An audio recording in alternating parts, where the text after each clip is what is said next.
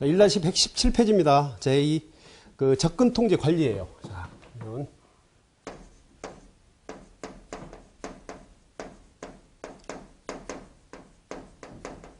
접근 통제 관리. 자, 중앙 집중 접근 통제 관리입니다. 사용자의 접근, 구현, 감사, 변경, 검사를 중앙에서 관리한다는 거죠. 중앙 접근 통제, 중앙 집중.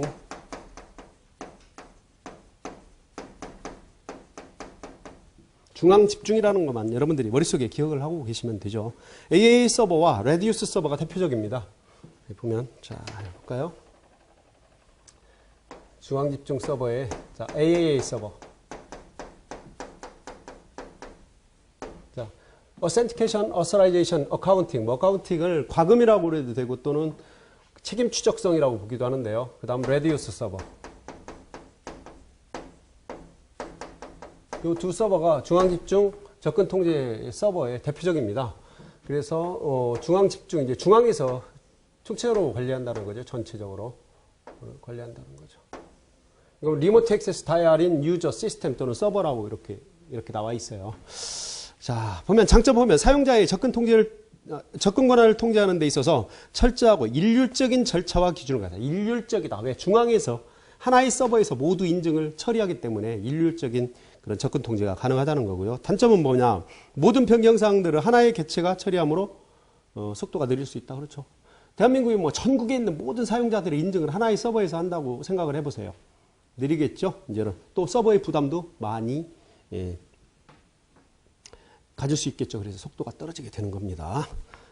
자, 그 다음 밑에 보면 인증 절차가 있고, 뭐, 로그인한 다음에 로그인 아이디와 패스워드 정보를 수집을 하고 하는 것들이 그림으로 중앙집중 접근 통제 인증 절차라고 그림 나와 있습니다. 여러분들이 그 1, 2, 3, 4로 이렇게 순서대로 되어 있으니까, 한 번씩 이렇게 확인을 해 보시면 됩니다. 자, 그리 중요한 건 아니고요. 또, 살짝 생각하면 또 여러분들이 절차 생각하실 수 있는 것들이고요. 자, 두 번째는 이제 분산 접근 통제 관리입니다. 분산 접근 통제 관리.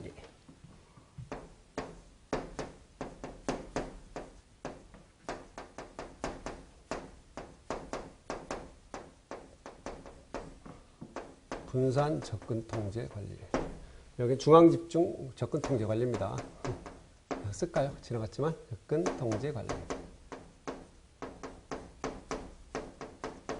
통제 관리. 자, 분산. 접근은 파일의 소유자나 생성자 또는 기능 관리자에 의해서 직접 통제가 된다. 분산되니까. 그리고 지역적으로 되겠죠.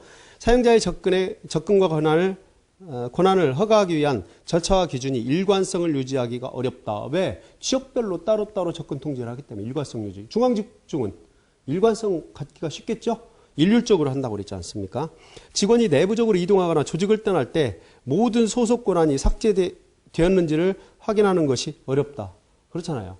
부분으로 나눠져 있기 때문에 자, 이런 것들이 장단점이 될 수 있습니다. 그래서 중앙집중과 이 분산 보면요. 이 분산이냐 얘를 구분하면 되죠. 또 더 나가면 이제 중앙집중 같은 경우는 원포인트 페일리어라고 그래요. 중앙집중에서 하나의 서버가 다운이 되면 모든 인증 시스템이 인증이 안 되겠죠. 이런 하나의 포인트 서버 그런 위험성 단점도 사실은 있습니다. 또 더 들어가면 얘는 어느 지역의 서버가 인증 서버가 다운되면 그 지역만 인증이 안 되겠죠. 장점이 될 수가 있어요. 장점. 이게 또 장점이냐 단점이 될 수도 있고 중앙집중이냐 분산이냐는 것만 여러분들이 머릿속에 담고 있으면 충분히 이런 쪽에서 이제 뭐 문제가 출제된다든가 이러면 알 수 있겠죠. 다만 개념은 정확하게 기억을 하실 필요가 있습니다. 그 다음 그 박스에 보면 분산 접근 통제 관리의 조건이 이렇게 있습니다. 뭐 다른 컴퓨터에서의 원격식 접근에 대한 적절한 통제가 요구된다. 아무리 분산이라고 하더라도 완전 따로 국밥으로 놀면 그건 어렵죠. 어느 정도 일관성은 유지를 해줘야죠. 이제 이런 것들 때문에 있고 여러분들이 한번 읽어보시면 되겠습니다. 자, 118페이지로 가겠습니다. 세 번째는 이제 혼합 접근 통제 관리. 얘는 중앙 집중과 분산을 혼합한 겁니다. 장점만 모아놓은 거죠. 그래서 혼합 접근 통제 방법 세 번째.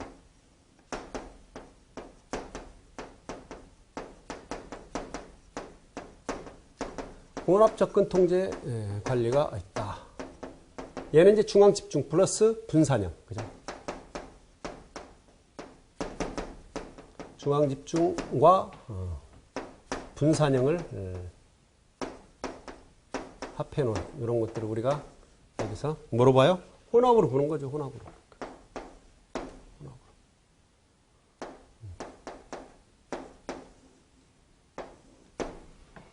자, 보면은요, 중앙집중 접근 통제와 분산 통제의 혼합형이다. 그래 나와 있네요. 중앙관리자는 중요한 데이터에 대한 접근을 통제하고 사용자들은 자기 소유의 파일을 다른 사용자에게 접근을 허가할 것인지를 결정한다.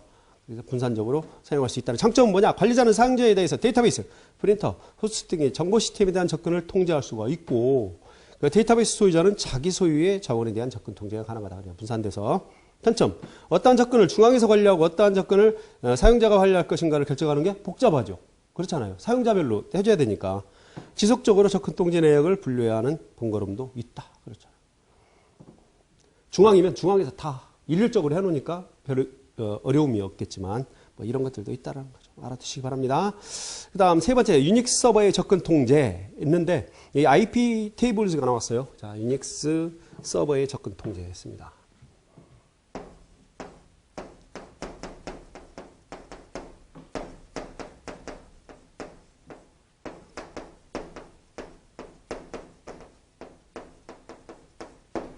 여기서 이제 IP 테이블즈가 나왔죠. IP 테이블즈는 리눅스에서 기본적으로 탑재되어 있는 방화벽입니다. 방화벽. 시스템 기반의 방화벽입니다. 방화벽.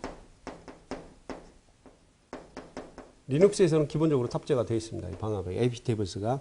얘를 사용하는 건데, 이것도 실무죠. 거의 뭐 2차하고도 관련이 있고, 물론 뭐 1차하고 필기하고도 관련이 있습니다. 실기 관련이 있지만, 공격으로부터 리눅스 서버를 보호하기 위해서 패킷 필터링을 통해서 패킷 필터를 통해서 기본적으로 방화벽 구성을 할 수 있으며 커널의 패킷 필터링 테이블에 필터링 규칙을 삽입하거나 삭제하는 도구이다. IP 테이블즈. 명령을 씁니다. IP 테이블즈하고 넷필터 프로젝트에 개발했으며 광범위한 프로젝트의 상태를 추적, 패킷, 어플리케이션 계층 검사, 속도, 제한, 필터링 정책들을 명시하기 위한 강력한 메커니즘을 제공한다는 거. 리눅스 커널부터 패킷 필터링을 포함하기 시작했으며 1세대 BSD, 또 2세대 IP 체인스, 그 다음 IP 테이블스로 발전했다. 이 발전 과정은 그렇습니다. 지금은 IP 테이블스지만 그 이전에 이전에 IP 체인스라는 또 접근 통제, 어떻게 보면 방화벽이죠. 시스템 기반의 이 방화벽이 있었고요. IP 체인스였는데 지금은 IP 테이블스입니다. IP 체인즈라고 요즘에도 어떤 뭐 문제라든가 시중에 떠도는 문제들 보면 아직도 IP 체인즈 문제 막 이렇게 나오는데 지금 현재는 IP 테이블즈입니다. IP 체인즈에서 IP 테이블즈로 넘어왔다는 거. 그 다음 IP 테이블즈를 사용하기 위해서는 넷필터를 가지고 있는 커널이 필요하며 넷필터는 2.3. 뭐뭐 이상의 커널에서 포함되고 있고 커널 설정에서 컴피그 넷필터에 yes로 지정하고 컴파일한 커널이야 사용 가능하다. yes로 다 지정돼서 컴파일이 되어 있습니다. 기본적으로 IP 테이블즈가 작동을 하게 돼요. 리눅스를 설치하게 되면. 자, 그래서 접근 통제, 방화벽이라고 보시면 됩니다. 시스템 기반의 IP 테이블즈는 사용 방법을 한번 보세요. IP 테이블 사용 방법은 서비스 테머는 뭐 서비스, IP 테이블 스타트 또는 스톱 또는 때로는 리스타트 하면 재시작됐다가 스탑됐다가 또 시작 또는 시작됐다면 스탑 됐다가 다시 재시작 이런 식으로 명령이 되게 됩니다. IP 테이블스 구문은 IP 테이블스라고 -a 대문자 A는 appended 추가입니다. 추가. I는 삽입이고요. 대문자로. 체인 룰이 들어가게 되고 마이너스 점프 J는 이퀄하고 똑같아요. 그러거든 뭐 타겟과 이렇게 되거든 뭐 해라 이런 형식으로 되는 거고요. 규칙 보세요. -a 어떤 규칙에 또 다른 규칙을 추가할 때 appended에서 A 옵션을 줍니다. 대문자예요. 소문자가 아니고. 그 다음 체인에는 이런 것들이 들어가요. 인풋 대문자로 인풋 들어오는 패킷에 대해서 forward 나를 지나가는 그 패킷에 대해서 또 아웃풋은 나로부터 나가는 그런 패킷에 대해서 규칙을 정하는 게 체인입니다. 체인 룰입니다. 이게. 그 다음 기본 방화벽 정책 수립 기본 대부분의 방화벽은 deny 정책을 적용하는 신뢰성을 높인다. 그렇죠. 방화벽은 기본이 deni입니다.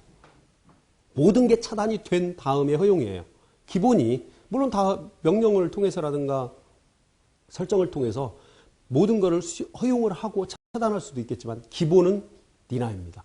우리가 라우터라든가 이런 액세스 컨트롤 리스트로 보안 그 접근 통제를 할 때도 마찬가지죠. 모든 것은 차단입니다. 모든 걸 허용하더라도 마지막에 모든 걸 허용한다는 명령이 없으면 그걸 우리가 암묵적 deni라고 그러거든요. 모든 게 다 차단이 돼 버리죠. 이제 이런 식으로 해서 이 안전성을 위해서 차단을 먼저 기반에 깔려 있다는 걸 여러분들 꼭 기억을 하십시오. 방화벽이 기본입니다. 두 가지 방법입니다. deny, 거부 아니면 allow, 허용입니다. 허용. 마찬가지죠. 자, 그 다음에 119페이지를 보면 IP테이블스 규칙 저장 및 붙고 있어요. 리눅스 시스템이 가동되고 있는 중에만 적용된다. 당연한 거죠. 시스템 또 뭐 파워오프였는데 작동할 일은 거의 없죠. 재부팅 시 규칙 재설정. 그렇죠. 재설정에서 규칙을 저장해 놓으면 편리하고 재설정하면 되고 저장이 돼 있죠. 다 되죠. 일반적인 테이블스의 규칙, IP테이블스 형식은 IP테이블스 -A는 추가한다는 거죠. 기존의 룰에다가 인풋 들어오는 패킷을 차단하는데 -P는 프로토콜입니다. TCP에 관련된. M은 이게 멀티 또는 모듈러라지 여러 가지 옵션을 줄 때 사용하는데 포트, 소스 포트입니다. 소스 포트가 80번이니까 웹이죠. 웹. HTTP 프로토콜로 보면 웹에 점프, 액셉트. 그렇죠. 들어오는 TCP, 웹 80번 포트 웹이기 때문에 프로토콜이 TCP라는 건 여러분들이 아셔야 됩니다. 액셉트, 허용을 하겠다. 이런 뜻이에요. 그 형식으로 그대로 설명하면 IP테이블스로 추가를 하는데 A, 인풋 들어오는 거야. 어떤 프로토콜과 TCP를 기반으로 한 소스 포트 80번 웹에 관련된 것을 점프, 액셉트, 허용하겠다. 이런 형식입니다. 요 하나하나를 여러분들이 잘 좀 기억을 하십시오. 그 밑에 이제 주요 규칙, 매개 변수 이런 것들이 있습니다. 이런 것들은 여러분들이 여러 번 한번 암기라기보다는 좀 여러 번 읽어보시는 게 좋아요. 여러 번. 다만 위에 IP테이블스 형식에서 제가 설명드린 대로 여러분들이 기억을 하시면 되겠고요. 요 형식은 그럼 요 형식을 한번 여러분들에게 정리해서 드려야 되겠다. 간단하니까 IP테이블스죠. 좋았어요. 제가 상당히 친절한데 이걸 그냥 넘어가려고 그랬어요. 그죠? IP테이블스 이렇게 명령어입니다. 이거는 방화벽을 작동시키기 위해서 그 다음에 -A 대문자 A입니다. 대소문자 구분합니다. 당연히 라우터든 뭐 리눅스들 다 똑같고요. 인풋 들어오는 패킷에 대해서 -P 프로토콜입니다. 프로토콜인데 뭐 TCP 이건 멀티입니다. 여러 가지 설정을 하고 모듈이라고 할 여러 가지 설정을 할 때 자, 포트를 나타낼 때 마이너스 소스 포트니까 들어오는 겁니다. 들어오는 거죠. 소스 포트 80번이면 웹이에요. 웹. 프로토콜로 말하면 HTTP J는 점프인데 이건 equal하고 똑같습니다. equal. 그러거든 뭐하라? accept. 허용을 하라. 받아들여라. 이런 뜻이에요. 하나하나를 설명을 드릴게요. 요거는 방화벽 명령어입니다. IP테이블 명령어. 자, appended 이거는 추가. 기존 룰에 추가를 하라. 이걸 대문자로 I 하게 되면 insert. 맨 앞에 삽입을 시키라는 뜻입니다. A는 추가. 이것도 적어드릴까요? -I 얘는 삽입입니다. 삽입. 룰을 삽입하라. 라우터에서는 액세스 리스트 할 때 삽입은 없죠. 추가밖에 없습니다. 라우터에서는 액세스 리스트 ACL 할 때. 하지만 IP테이블스에서는 추가도 있고 뒤에 추가는 기존에 있던 것 뒤에 추가를 하는 거고 삽입은 맨 앞에 삽입을 하는 겁니다. 중간에 삽입은 없어요. 또 중간에 삽입은 잘 기억을 하시면 됩니다. 삽입 추가 이렇게 삽입 추가. 자, 들어오는 입력 그죠? 입력되는 패킷일 거고 자, 프로토콜을 나타내는데 프로토콜이 뭐예요? TCP예요. 프로토콜 명. 이건 프로토콜 명. 프로토콜 명 이렇게 줄여서 쓰겠습니다. 여러분들 이해하십시오. 자, 프로토콜 명이고 얘는 모듈이나 멀티인데 여러 가지 설정할 때를 사용을 해줘요. 모듈로 하라. 왜 그러냐면 IP테이블스가 이게 커널 기반의 방화벽입니다. 커널 기반에 깊숙이 들어가요. 그렇기 때문에 이게 모듈에 적용을 시켜라는 뜻도 있습니다. 모듈과 관련된 거. 왜 커널이 모듈이니까요. 모듈로 작동할 수 있어요. 커널이. 소스 포트. 이거는 들어오는 출발지 포트입니다. 출발지 포트. 출발지 포트. 소스 포트니까 80번. 얘는 포트 번호예요. 포트 번호. 포트 번호인데 80번이면 뭐예요? HTTP라는 프로토콜 번호입니다. 즉 웹이라는 얘기죠. 웹. 웹 서비스가 이퀄 점프입니다. 점프. 이건 이퀄과 같아요. 이렇게. 그러거든 은 허용. accept 허용하라. 그럼 차단할 때는 어떻게 할까요? 그거 하셔야 돼요. deny? 아닙니다. IP 테이블즈에서는 차단은 뭐? 드롭입니다. 드롭. accept와 드롭을 기억을 하셔라. 라우터 ACL에서는 deny 또는 permit 허용하게 되죠. 꼭 구분하셔야 됩니다. 이걸 적으라고 나올 수 있어요. 2차에서 이 룰을 박스에다 해놓고 뭐 80번 포트에서 들어오는 패킷을 허용하라, 차단하라 하면 이 룰을 그대로 적어줘야 되죠. 시험에 나올 수 있습니다. 그래서 지금 설명을 드리는 거예요. 그냥 넘어가려고 하다 보니 아차 싶었어요. 여러분들이 꼭 좀 기억을 하시면 됩니다. 잘 좀 기억을 하세요. 자, 이렇게 됐고요. 꼭 기억을 하셔야 됩니다. 이 자체도 개념도 중요하고 이 룰을 적을 수 있을 정도로 여러분들이 연습을 하셔야 됩니다. 그리고 밑에 보면 그 박스 있죠. IP 테이블에서 옵션이 있습니다. 이것도 여러분들이 여러 번 읽어보시면 되고 그 밑에 동그라미 2번 IPsek하고 제어판, 관리도구, 로컬 보안 정책, IP 보안 정책 있죠. 얘는 이렇게 쭉 동그라미로 쳐가지고 그 중괄호, 반괄호 사이에 윈도우즈 서버 접근 통제가 있죠. 그 밑으로 삽입을 시켜주세요. 그러니까 지금 편집 오류가 생겨서 그렇습니다. 삽입을 시켜주세요. 4번 윈도우즈 서버 접근 통제에서 얘가 나타나게 되는 거죠. 자, 볼까요? 여기다 적을까요? 그게 이제 3번이고 4번이죠. 윈도우즈 서버의 접근 통제. 윈도우 서버의 접근 통제. 윈도우 서버의 접근 통제입니다. 그 접근 통제를 뭐를 가지고 해요? IPsek을 가지고 한다. 그렇죠, 여기서. IPsec. 그죠? IPsek을 가지고 하는데, 뭐, 재판의 관리 도구의 로컬 보안 정책이 IPsec 정책에서 한다는 것만 기억을 하시면 됩니다. 그 밑에 한번 내용을 보면요. 어드미니스트레이터 권한을 수행하여 접근을 통제하며 응용 프로그램, 디렉터리, 또 폴더별, 사용자별, 그룹별 접근 통제 수행이 가능하다는 거. 일단 IPsek으로 통제한다는 거 윈도우에서 알아두시고요. IPsec 보안 정책에서 윈도우즈 NT 이상에서의 시스템에서 시스템 이벤트 로그 정보 기록 방법. 시스템 이벤트에서는 시스템, 어플리케이션, 보안 이벤트. 이거 알죠? 로그할 때 있잖아요. 시스템, 어플리케이션, 보안. 똑같습니다. 보안 이벤트에서는 디폴트로 설정되어 있지 않으므로 설정을 해야 로그가 기록된다. 중요하죠. 밑줄 짝입니다. 이거는. 그죠? 어플리케이션 로그, 그 다음 시스템 로그는 다 다른 기본 디폴트가 기록을 하도록 되어 있어요. 하지만 보안 로그에 대해서는, 보안 이벤트에 대해서는 디폴트가 뭐? 설정되어 있지 않아요. 설정을 해줘야 로그가 기록이 된다는 거. 꼭 기억, 밑줄 짝입니다. 밑줄 그려놓고 여러분들이 기억을 하셔야 된다. 왜? 틀린 거 맞은 거 할 때요. 이거 싹 밖에서 나옵니다. 그런데 보안은 너무나 중요하기 때문에 디폴트가 무조건 기록할 것 같잖아. 아니라는 거 여러분들이 꼭 기억하셔야 됩니다. 자. 120페이지. 자, 이제 뭐가 나오냐면요. 접근 통제 모델이 나옵니다. 접근 통제 모델. 얘도 참, 중요하죠. 여기에다 하자고요. 자, 05. 큰 05입니다. 05. 접근 통제 모델. 통제 모델. 자, 접근 통제 모델에는 뭐가 있습니까? 일단 특정 주제가 특정 객체에 대한 접근을 어떻게 할 것인가에 대한 일정한 규칙을 만들어 놓은 것이 접근 통제 모델입니다. 지금 접근 통제 모델 여러 가지 배워요. 배우는데 큰 또 모델이 있습니다. 일단 벨 라파둘라 모델이 있어요. 벨 라파둘라 모델.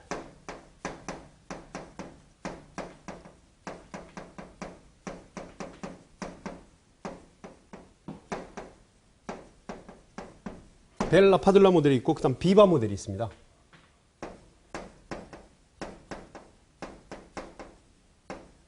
여러분들이 이건 꼭 기억을 해야 되겠죠? 설명할 수도 있어야 돼요. 접근 통제 모델, 벨 라파둘라 모델, 그 다음 비바 모델, 여기 이제 클라우 윌슨 모델도 있죠? 이거 세 개하고 설명하라고 나올 수 있어요. 2차에서. 1차에서는 당연히 여러분들이 골라내셔야 되고 선택형이니까. 그 3번에 세 번째가 뭐냐면 클라우 윌슨 모델입니다.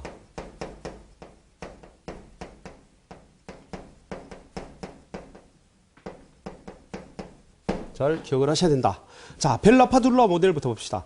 70년 미국의 뭐뭐뭐 연구소에서 벨 라파둘라가 개발했으며 최초의 수학적 모델이라는 거.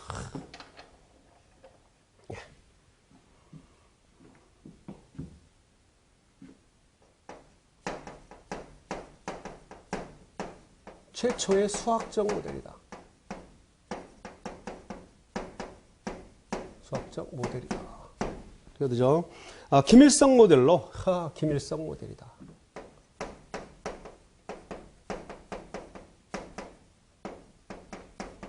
김일성 모델. 이다. 극비, 비밀, 미분류로 이렇게 구분이 된다라는 거 기억하시고요. 그 다음 강제적 접근 통제, 군사적 모델이다. 강제적 접근 통제 모델이다.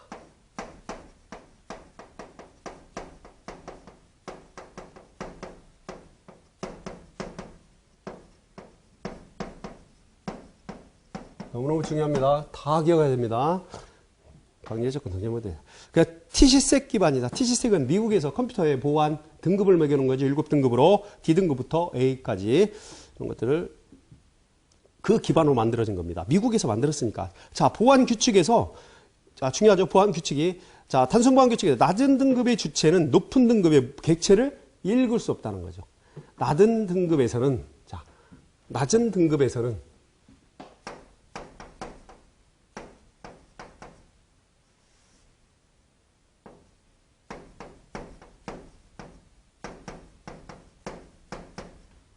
등급에서는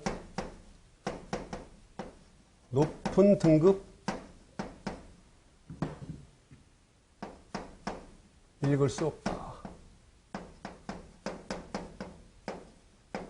읽을 수 없음보다는 읽기 불가능하고.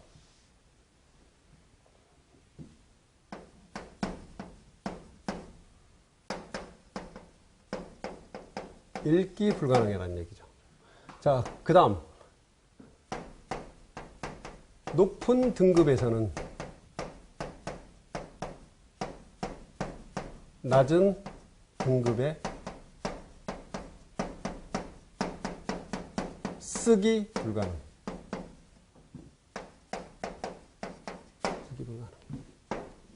보안 규칙입니다. 잘 기억을 하셔야죠. 잘 기억을 하시죠. 강제적 접근 통제 모델. 접근 통제 모델. 혹여 이게 헷갈립니다. 여러분들 시험에 나오면. 일단 비바 모델입니다. 벨 라파둘라 모델의 단점이 무결성 보안 모델이다. 자, 얘는 최초의 수학적 김일성 모델이죠. 비바 모델은 뭐? 무결성 모델이에요. 얘는 김일성 보장하지만 여기 무결성까지도 보장했다. 무결성 모델이다. 비바 모델은. 그 다음에 군사적 모델, 뭐 이런 것들을 접어두고요. 자, 보안 규칙이 있습니다. 높은 등급의 주체는 낮은 등급의 객체를 읽을 수 없음. 반대예요. 얘가 은근히 보면. 자, 낮은, 높은이죠. 자,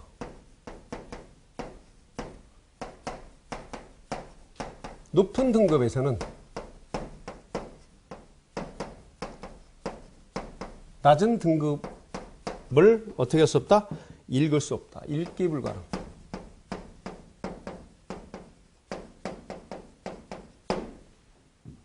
그 다음에 낮은 등급의 주체는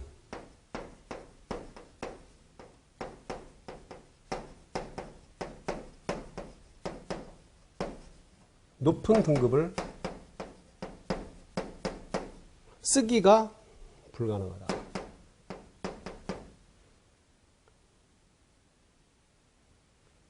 쓰기 불가능. 은근히 반대죠. 그래서 벨 라파둘라 모델과 비바 모델은 이렇게 항상 비교가 됩니다. 김일성 모델, 무결성 모델. 강제적 접근 통제 이렇게 되죠. 물론 여기도 강제적 접근 통제 가능하고요. 이런 것들 여러분들이 잘 기억을 하시면 됩니다. 다만 이 보안 규칙, 얘네들이 지금 보안 규칙입니다.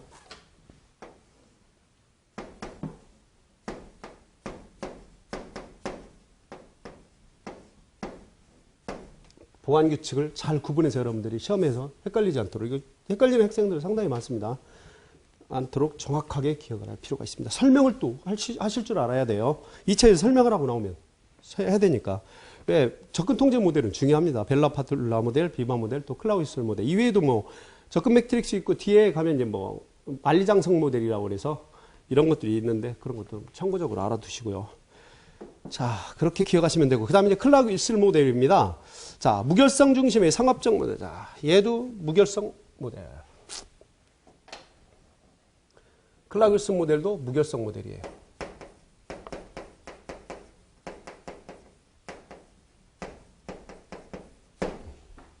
금융이나 회계 분야에서 기밀성보다 무결성이 중요함을 고렸다. 이것도 은근히 중요합니다. 금융이나 회계. 클라그 윌슨 모델 나올 때 이 금융이나 회계 얘기 나옵니다.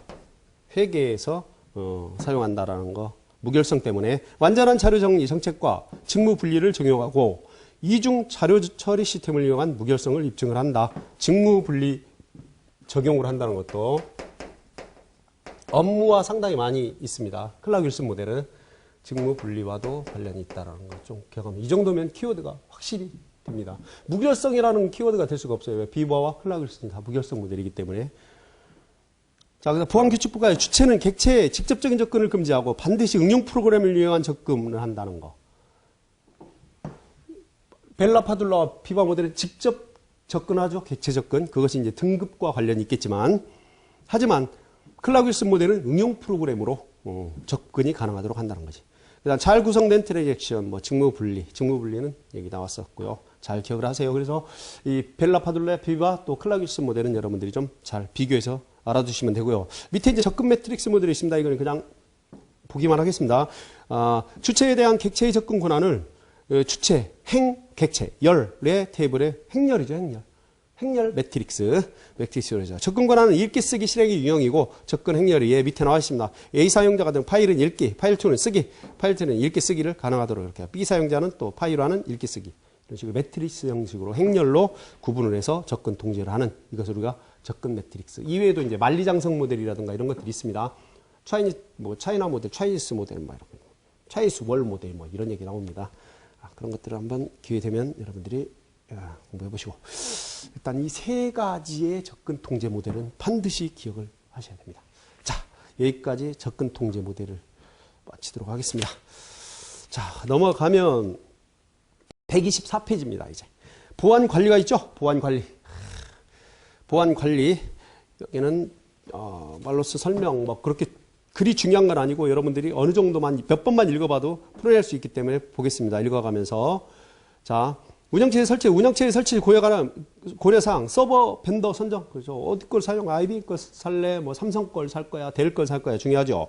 메모리 용량은 어떻게 할 거냐, 몇 명의 유저가 사용할 거냐에 따라서 또 다를 거고, IP 주소 정보 중요하죠. 네트워크가 안 되면 뭐 서버 거의 운영 못 하겠고, 랜카드 종류도 안정된 거.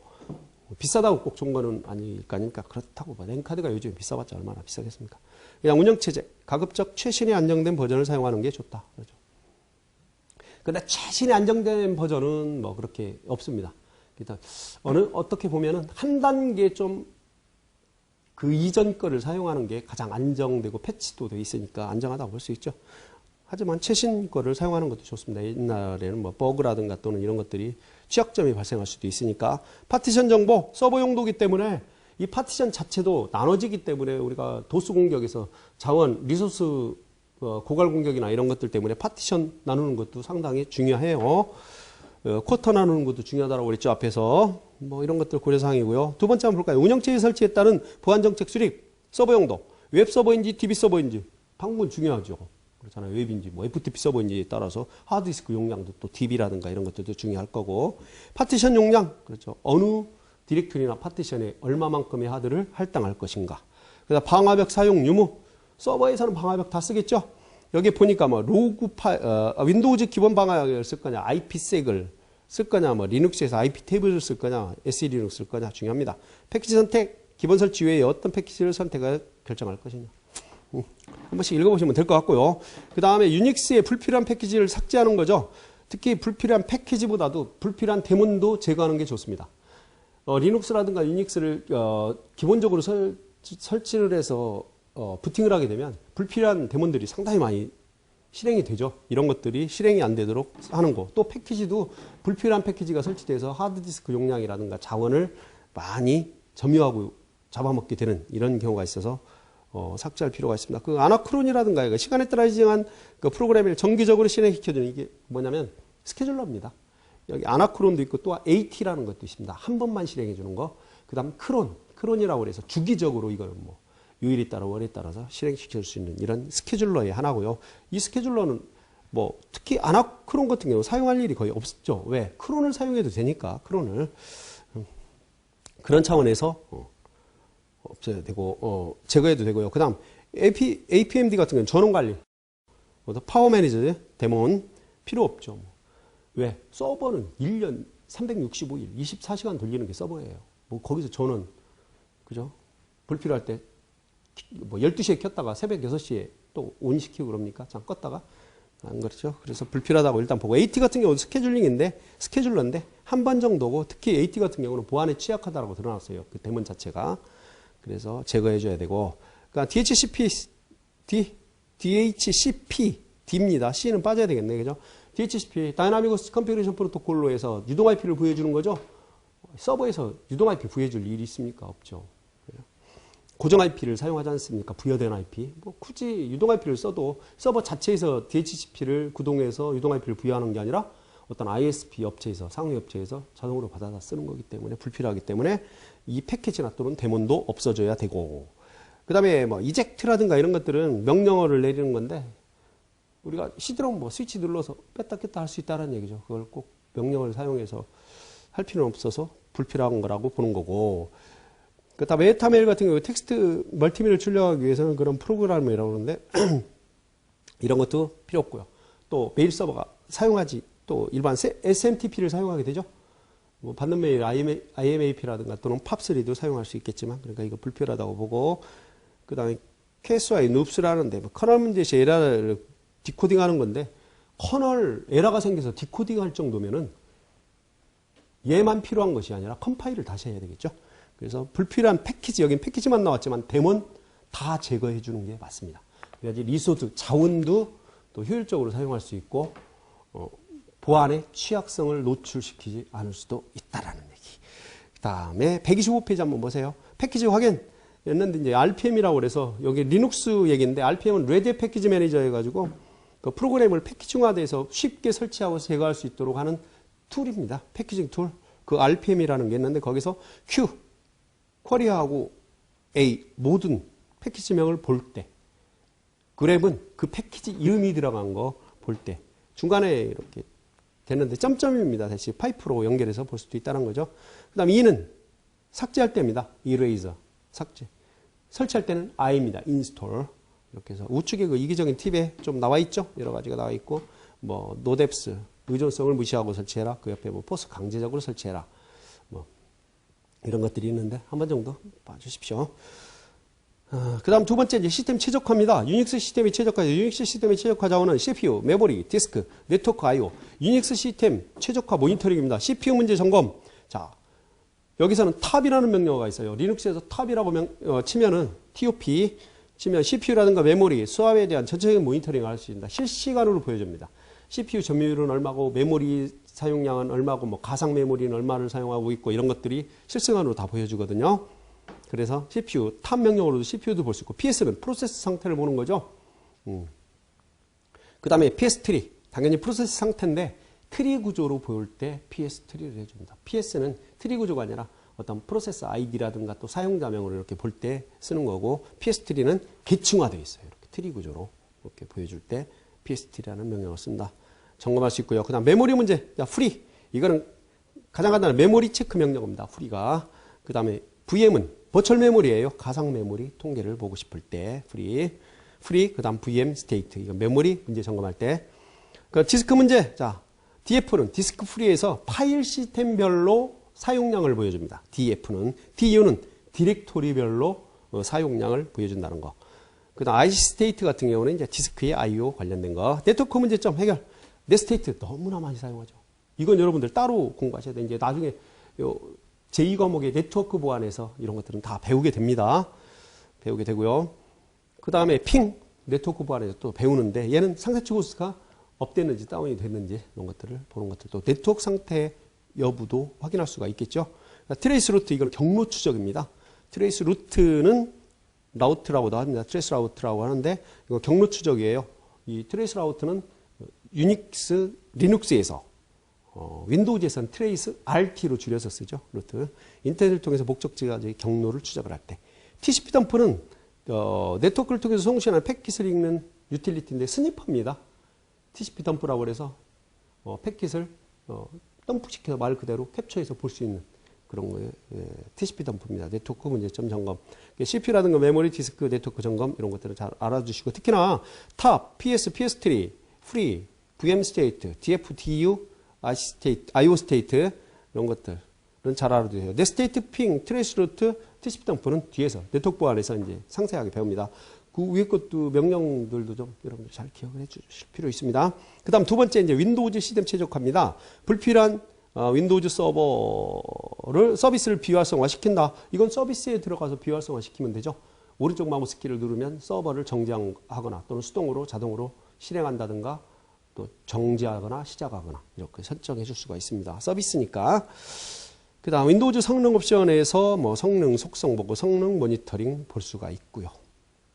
여기는 그냥 그렇게 중요하다라고 보이진 않기 때문에 이렇게 넘어갑니다. 다만 여러분들이 또한 여기 읽으면 여러분들이 이해할 수 있는 것들이기 때문에 넘어가는 겁니다. 중요한 건 뒤에서 다시 네트워크 점검 도구라든가 이런 것들은 배웁니다. 자세히. 그 다음 큰 세 번째 시스템 로그 설정과 관리. 자, 이거 중요하죠. 시스템 로그 설정과 관리. 얘는 중요합니다.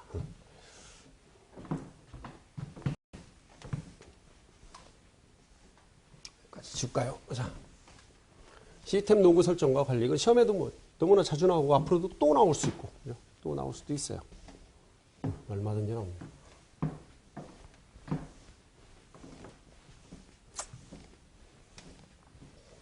이거 샅샅이 여러분들이 암기할 정도로 기억을 하셔야 됩니다. 공부를 하셔야 되고 이건 1차, 2차 구분 안 합니다. 2차에서는 적으라고 나오죠. 몇 번 나왔죠 이거. 각 로그 파일명 이런 것들. 그때마다 또 키워드를 제가 알려드리도록 하겠습니다. 자, 로그 파일에서 유닉스 로그에서 VAR 밑에 로그 디렉토리에 파일이 저장이 됩니다. 메시지스 로그. 자, 메시지스 로그 있습니다. 로그 종류만 한번 적어볼까요? 로그 종류 한번 적어볼게요. 자, 유닉스 시스템 로그가 있습니다. 시스템 로그 설정과 관리할까요? 자.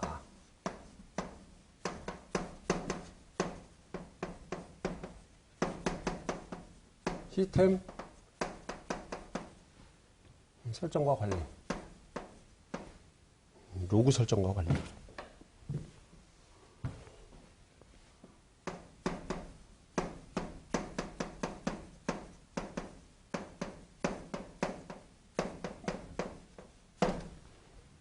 거기서 이제 유닉스 시스템 로그입니다.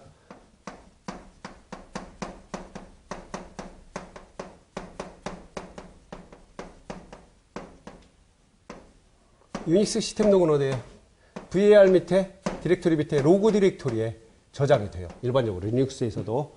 그래서 이렇게 적어 드릴게요. 뭐 여러분들이 될 수 있으면 이 경로도 좀 알아두시는 게 좋습니다. 자, 로그 파일 중 그다음에 메시지스라는 로그 파일이죠. 첫 번째가 소문자입니다.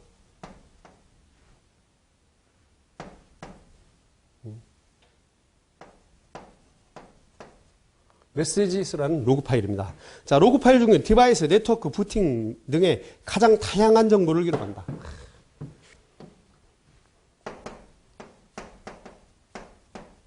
가장 다양한 정보를 기록한다. 이게 키워드가 돼요.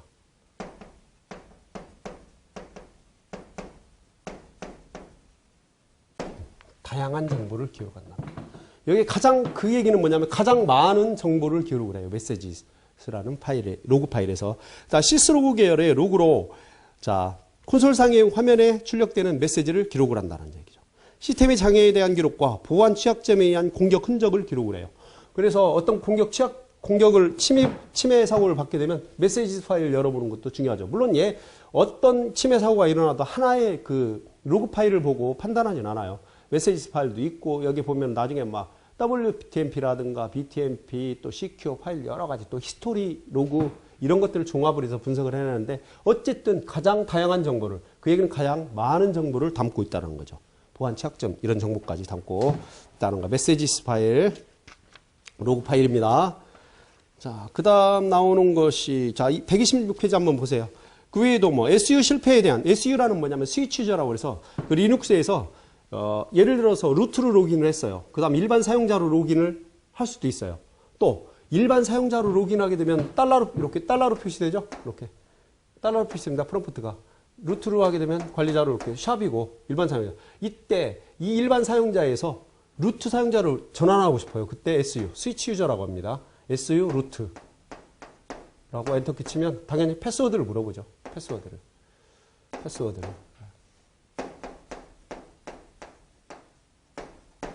뭐 1, 2, 3 넣고 들어가면 루트로 이렇게 샵으로 로그인할 수 있어요. 이때 사용하는 이 명령어가 스위치 SU입니다. 이런 로그, 이 사용자 전환을 했는가 안 했는가라는 정보를 저장하는 것이 SU 로그입니다. 그러니까 SU를 실패했느냐 안 했느냐. SU로 해서 루트로 접속을 하려고 하는데 비밀번호가 실패했어요. 비밀번호가 틀려가지고 그러면 여기에 저장이 된다는 거죠. 어디에? 메시지스라는 로그 파일에 특정 대문이 비활성화된 로그 그리고 부팅 시에 발생한 오류 등을 기록. 그러니까 많은 오류가 다 메시지스에 들어있다. 테스트로 저장되기 때문에 VIDT로 로그 분석이 가능하다. 잘 기억을 하셔야 돼요. 이거는 메시지스 하는 이유가 있어요. 로그 파일을 적으라고 그랬는데 스펠링이 한 자리에도 빠지면 무조건 틀리는 겁니다. 이거는 무조건 틀려요. 메시지스 하는 이유가 그겁니다. 그 다음 나오는 게 뭐예요? 라스트 로그입니다. 라스트 로그.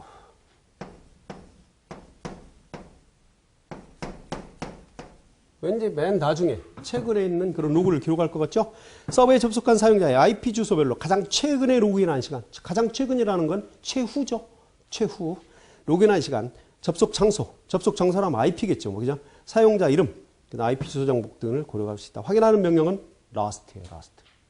텍스트 파일로 저장되는 것들은 VID터로 열어서 볼 수가 있지만 텍스트 파일이기 때문에 바이너리 파일로 저장해, 자, 명령어로 볼 수 있다는 얘기는 뭐? 바이너리 파일로 저장이 된다는 얘기입니다. VID터로 여기면 다 깨져 보이죠? 깨져 보이잖아. 바이너리로 저장되기 때문에. 자, last 로그 명령어는 last로 확인한다. 명령 치면 그 밑에 이미지처럼 다 보이게 됩니다.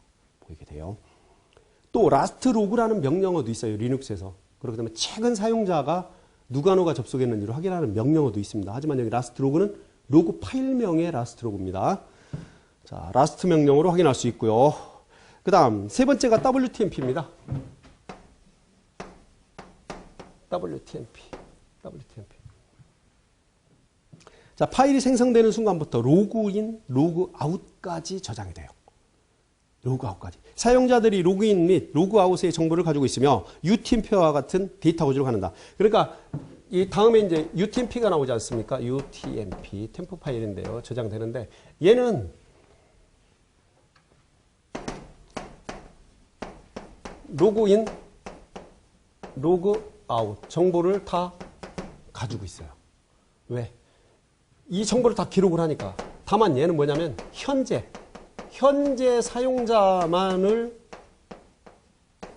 사용자 기록만을 가지고 있다. 현재. 시스템이 지금 현재 접속돼 있을 당시에. 그럼 얘가 로그아웃에서 빠져나가면 어떻게? WTMP에 기록이 되는 거예요. 여기. 오로지 UTMP는 뭐? 현재라는 얘기예요. 현재. 로그아웃에서 나가면 UTMP하고는 관련이 없다라고 하는 거예요.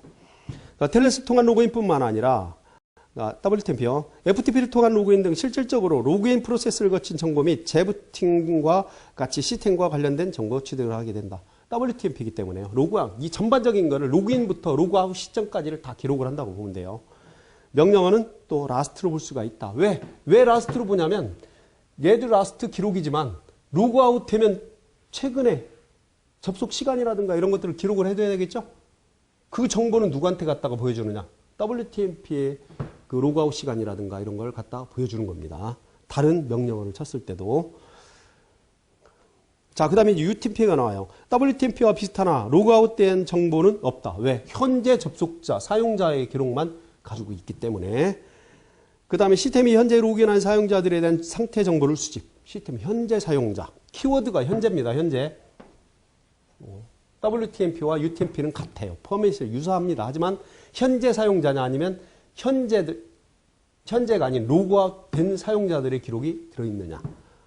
그렇게 비교하시면 되고, 상태 정보는 사용자 이름, 터미널 장치 이름, 원격 로그인 시, 원격 호스트 이름, 사용자가 로그인한 시간 등을 기록을 한다. 똑같습니다. 다만 얘는 현재 사용자 기록이라는 거. 확인하는 명령어가 여러 개 있어요. 이런 거 좀 꼭 확인하는 명령어를 이렇게 정리해드린 이유는 이것도 중요하죠. 섞여서 나옵니다. 확인하는 명령어는 who, 누가 들어와 있는지, w, 또 who, users, finger, 다 사용자를 보여주는데 포맷은 다 다릅니다. 한 번씩 다 여기 이미지 캡처해서 이렇게 하려고 그랬는데 큰 그렇게 의미는 없을 것 같아요. 그래서 who와 w만 거기 두 개 출력을 시켜서 이미지로 떠났습니다. 한번 확인해 보세요. 완전히 다르죠? who보다는 w가 더 많은 정보를 보여주게 되죠. 자, 일단 UTMP에 확인할 수 있는 명령어 꼭 기억을 하시기 바랍니다. 그 다음 나오는 것이 뭐냐 하면 PACCT입니다.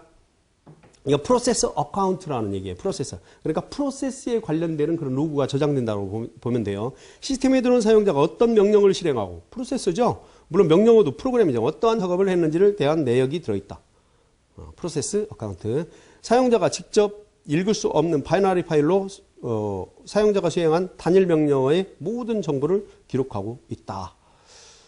그 다음에는 127페이지 보면 해킹 피해 시스템의 피해 정도와 백도어 설치 여부 등을 파악하기 위해서는 이 로그가 필수적이다. 왜 그럴까요? 프로세스와 관련되니까. 어떤 명령을 또 사용했는지도 보여주고, 확인 명령어는 lastcom과 account.com이 있다는 거, acct.com이 있다는 거 꼭 좀 기억을 하시기 바랍니다. 유닉스의 종류에 따라 스타트업 또는 액트온 명령을 사용해서 설정이 가능하다라고 했는데, 일단 확인 명령어도 중요하고 나머지 지금 몇 가지 있었죠? 한 4가지, 5가지.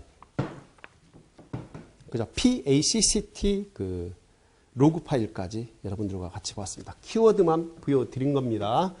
그럼 여기까지 했고 잠시 쉬었다가 이어서 계속 나가도록 하겠습니다.